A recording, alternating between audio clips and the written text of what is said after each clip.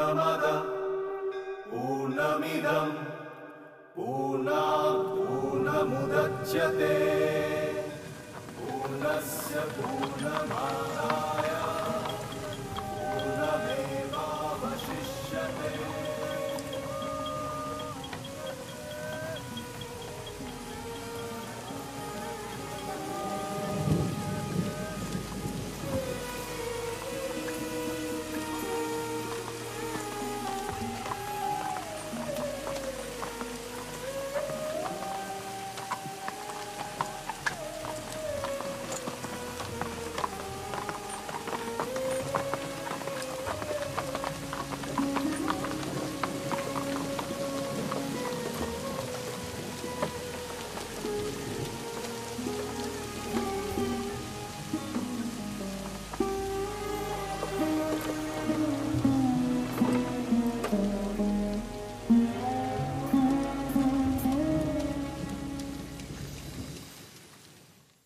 यहाँ आसपास किसी हिंदू का घर है? क्या कर रहे हो? लेकिन आप अन्न ग्रहण कहाँ करेंगे? इस मलेच्छ के घर? आप मुझे बचाने की कोशिश करेंगे तो मैं बिल्कुल नहीं बचूंगा। मुझे अपने कर्तव्य का पालन करना होगा। आप अपनी निर्बल प्रजा पर अत्याचार करते हैं और अपने आप को ब्राह्मण कहते हैं। आप दुष्ट हैं। तू कौन है बे? बाबा, आप ये सारी बातें गौरमोहन बाबू और बिनोय बाबू को क्यों नहीं बताते? ऐसा नहीं है राधा कि बिनोय बाबू ये नहीं समझते। मुझे लगता है कि कुछ ज्यादा ही समझते हैं। दरअसल उनकी रुचि समझने में नहीं, समझाने में ज्यादा है। लेकिन जिस दिन वो सच्चे मन से परम सत्य का दर्शन कर लेंगे, उस दिन उन्हें तुम्हारे पिताजी के ज्ञान की आवश्यकता नहीं। लेकिन आज उनके लिए मेरी सारी बातें कोई मायने नहीं रखती।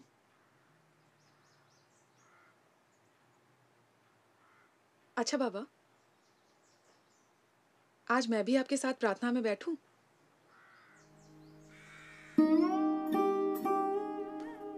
गौर की बातें सिर्फ कुछ शब्द नहीं हैं, खुद गौर है।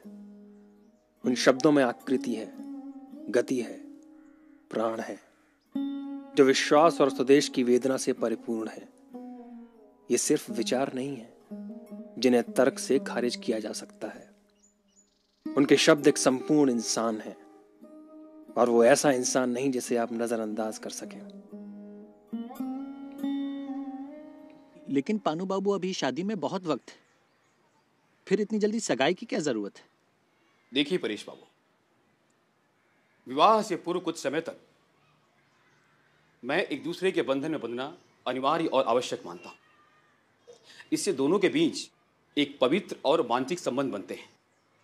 इसलिए मेरा मानना है कि सगाई जल्द से जल्द हो जानी चाहिए। ठीक, तो मैं सुचरिता से पूछ लेता हूं। उसने तो अपनी सहमति पहले ही दे दी है। राधा। जी बाबा। पानू बाबू तुम्हारी सगाई तुरंत कराना चाहते हैं। इस लंबे बंधन के बारे में तुम्हारा क्या विचार है? जो भी आप ठीक समझे बाबा। तो ये तय रहा, मजिस्ट्रेट साहब के यहाँ प्रोग्राम के बाद एक दिन सभी को यहाँ बुला करके हम लोग ये रस्म पूरी कर देंगे। सुचरिता जी, इसमें मेरा एक लेख है और लेख का टाइटल है the meaning for looking back. इसमें मैंने उन लोगों के बारे में विश्लेषण किया है जो रहते तो वर्तमान में हैं, लेकिन अपना मुंह अतीत की तरफ किए रहते हैं। तुम्हें जरूर अच्छा लगेगा।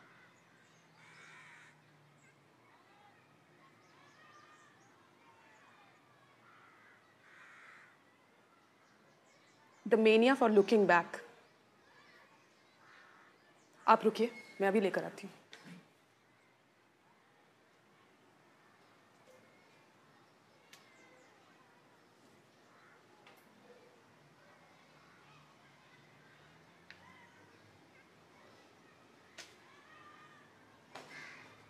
विनय बाबू, ये देखिए।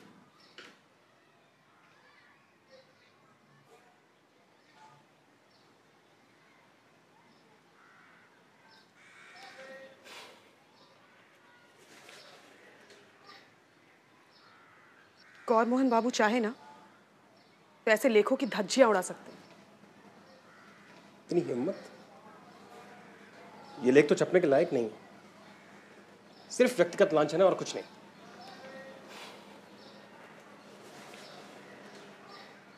विनय बाबू, आप क्या मेरे लिए गौर मोहन बाबू के लेख ला सकते हैं? ठीक है।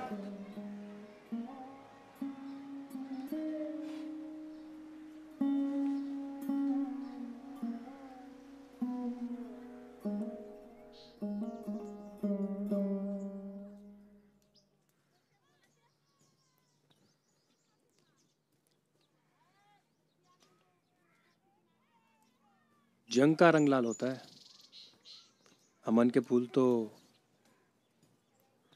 सफेद होने चाहिए। देखिए, आपके फूल सुंदरता में बहुत अच्छे थे, लेकिन उनमें गुस्से की लाली थी।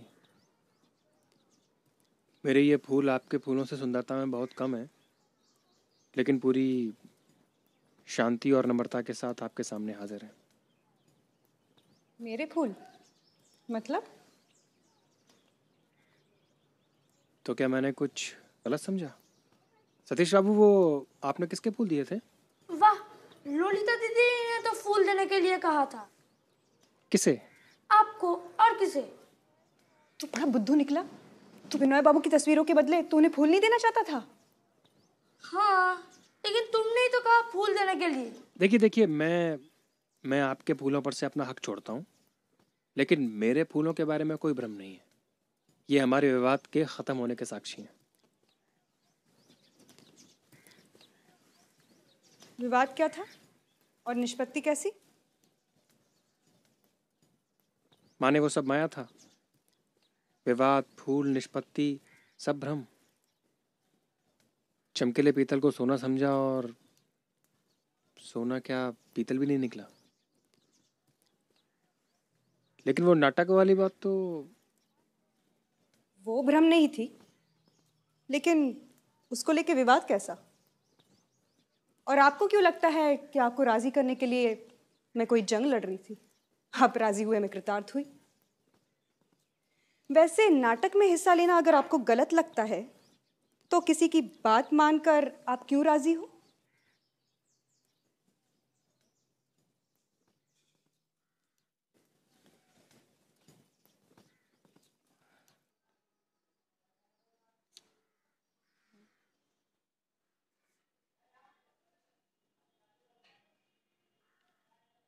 क्या हुआ रे? अब कुछ नहीं।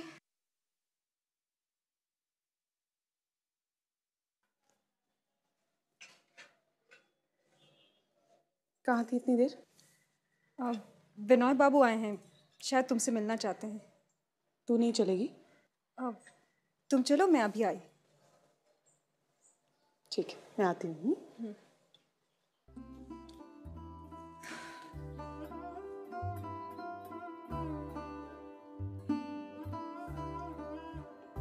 देखिए, आपके फूल बहुत अच्छे थे, लेकिन उनमें गुस्से की लाली झलक रही थी। मेरे ये फूल सुंदरता में आपके फूलों से बहुत फीके हैं, लेकिन पूरी शांति और नम्रता के साथ आपके लिए हाजिर हैं।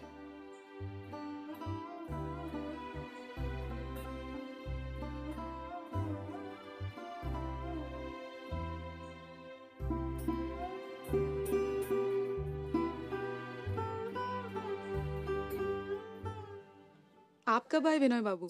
बस अभी आए। बैठिए बैठिए। कैसे हैं? अच्छा, परेश बाबू नहीं है? नहीं, बाबा नहीं है घर पे। माँ भी लावण्य और लीला को लेकर नाटक की रिहर्सल के लिए गई हैं। हाँ, लेकिन आपको रुकने के लिए कहा है। आज आपकी परीक्षा होगी। आपने गई रिहर्सल के लिए? मैं? देखिए, अगर सभी कलाकार बन गए तो फिर दर्शक कौन होगा? वो आपने कुछ लेख मंगाए थे ना, वही लाया हूं। गौर मोहन बाबू के?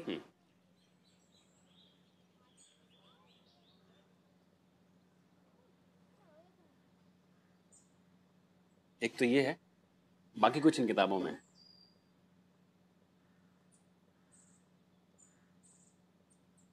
विनय बाबू।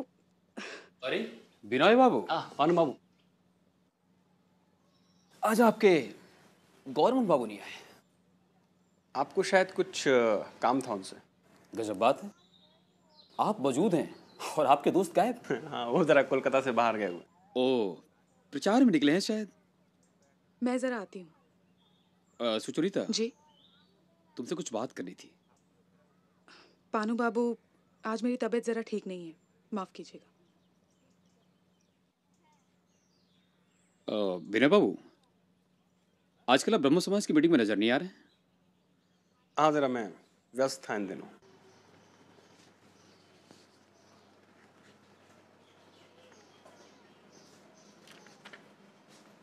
अरे वाह, ये तो बहुत अच्छा है।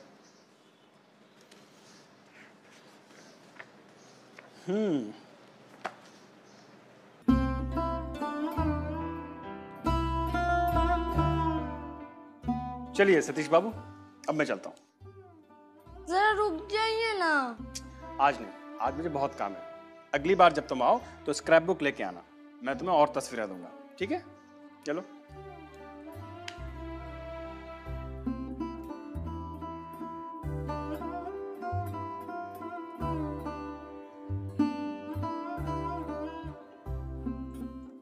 I will recite Daffodils by William Wordsworth. I wandered lonely as a cloud that floats on high over vales and hills, when all at once I saw a crowd, a host of golden daffodils, fluttering and dancing in the breeze, continuous as the stars that shine and twinkle on the Milky Way.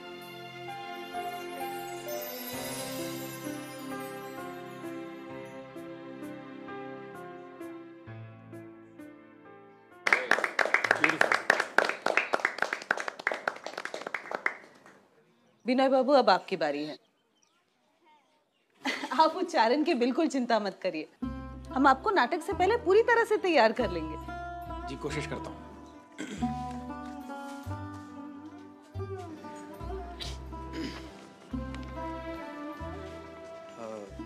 The Power of Music by John Dryden. "'Twas at the royal feast for Persia won by Philip's warlike son. Aloft in awful state, the godlike hero sate on his imperial throne. The valiant peers were placed around, the brows with roses and with myrtles bound. The Thais by its side sate like a blooming eastern bride, happy, happy, happy pair. None but the brave, none but the brave, none but the brave deserves the fair."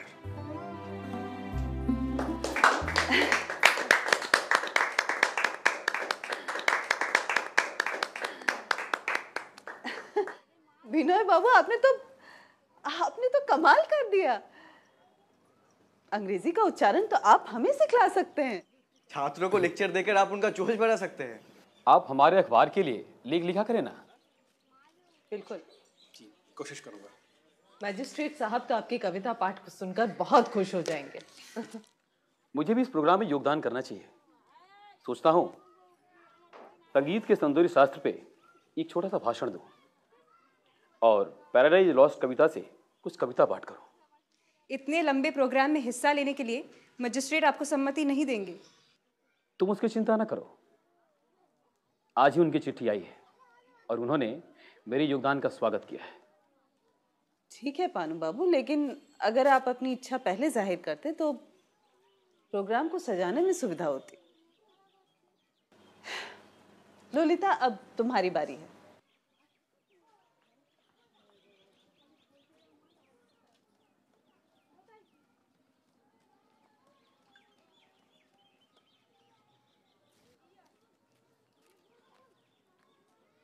माँ, मैं इसमें हिस्सा नहीं लेना चाहती।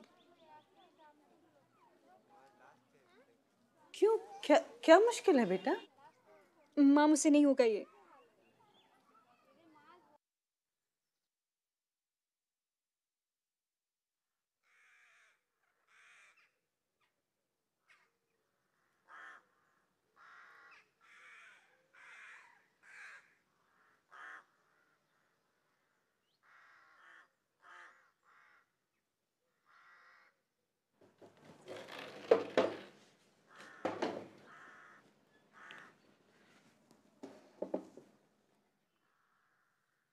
बेटा, हम magistrate साहब को वायदा कर चुके हैं और उन्होंने भी पूरी तैयारी कर ली है। अब समय कम है और काम बहुत ज्यादा। अब आखिरी वक्त पर उन्हें मना करना बहुत गलत होगा। बाबा, ये मुझसे नहीं होगा, सब मुझ पर हंसेंगे। देखो, तुम अपनी जिम्मेदारी से भाग नहीं सकती। तुम्हारे अहंकार को चोट पहुंचेगी, इस डर से क्या तुम अपना कर्तव्य नहीं निभाओगी? अरे घाव लगने दो बेटा। उन्हें नजरअंदाज करके क्या तुम अपना कर्तव्य नहीं निभाओगी?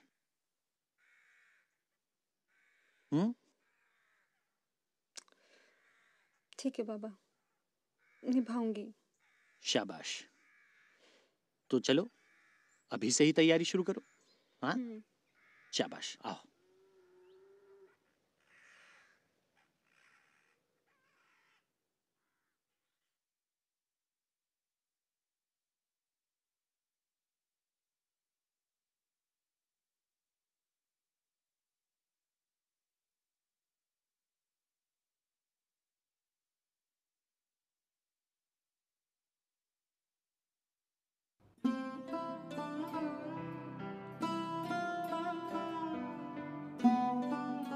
How do I love thee?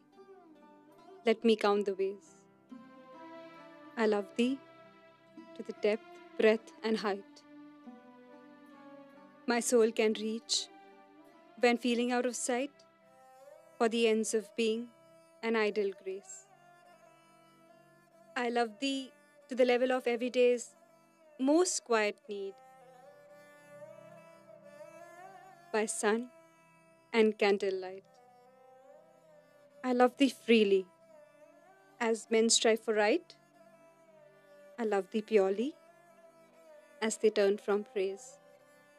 I love thee with the passion put to use in my old griefs and with my childhood's faith.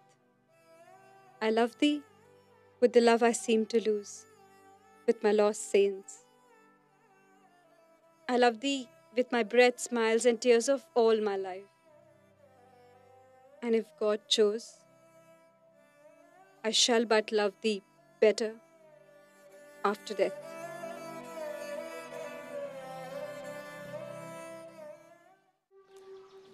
क्यों रे शोशी, आजकल तू मेरे पास पढ़ने क्यों नहीं आती है? दादी, माँ ने मना किया है। अच्छा? और मुझे मेरी सहेलियों के साथ भी खेलने नहीं देती। क्यों? कहते हैं अब मेरी खेलने की उम्र नहीं रही।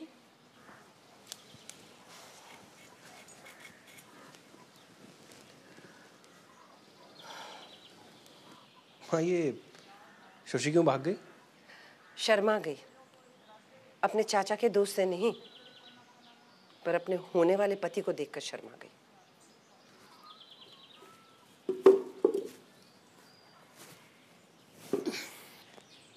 बीनू, गुरा की चिट्ठी आई है। क्या लिखा है? अपने बारे में तो कुछ खास नहीं लिखा है, पर देश के गरीबों की दुर्दशा के बारे में काफी विस्तार से लिखा है। घोषपाड़ा नाम के किसी गांव के मैजिस्ट्रेट के अत्याचारों से बहुत ही विचलित है बेचारा। माँ, गोरा अपने समाज की बुराइयों को अनदेखा करके सिर्फ दूसरों के दोष ढूंढता है। हमारे समाज में जो रोज अपराध, अत्याचार, अन्याय हो रहे हैं, उसका क्या? उसे न सिर्फ हमें माफ करना होगा, बल्कि उसकी तारीफ भी करनी होगी। मेरे गुस्से को देख के आपकी हंसी आ रही है? अभी अभी मैंने एक महाशय को अपनी पत्नी के साथ बेदर्दी से पेश आते हुए देखा। मूसलाधार बारिश में बाबू साहब अपने सर के ऊपर छत लगाए खड़े थे और उनकी पत्नी अपने बच्चे को बारिश से बचाने के लिए खुद भीग रही थी, और राह चलते लोगों को भी इससे कोई फर्क नहीं पड़ रहा था। हमारे समाज में धूप हो या छांव, बारिश हो या गर्मी, किसी भी औरत के सर पर छाता नहीं है। मैंने ये ठान लिया है कि मैं इस झूठ को बढ़ावा नहीं दूंगा कि हमारा समाज औरतों की इज्जत करता है, उन्हें लक्ष्मी स्वरूप या देवी समझता है। क्योंकि मुझे ये बोध हो गया है कि हमारे देश की प्रगति के लिए नारी जात कितनी आवश्यक और अहम है। बीनू, आज तुम्हारे विरोध के स्वर सुनकर मुझे बहुत खुशी हो रही है, लेकिन जिसकी वजह से तुम्हारे विरोध को स्वर मिला है उससे नहीं मिलवाओगे? माँ, मेरे जीवन का सबसे बड़ा दुर्भाग्य पता है क्या है? कोई नहीं समझता कि मैं स्वतंत्र विचार के योग्य हूँ। ठीक है, आज खाना खा के जाना।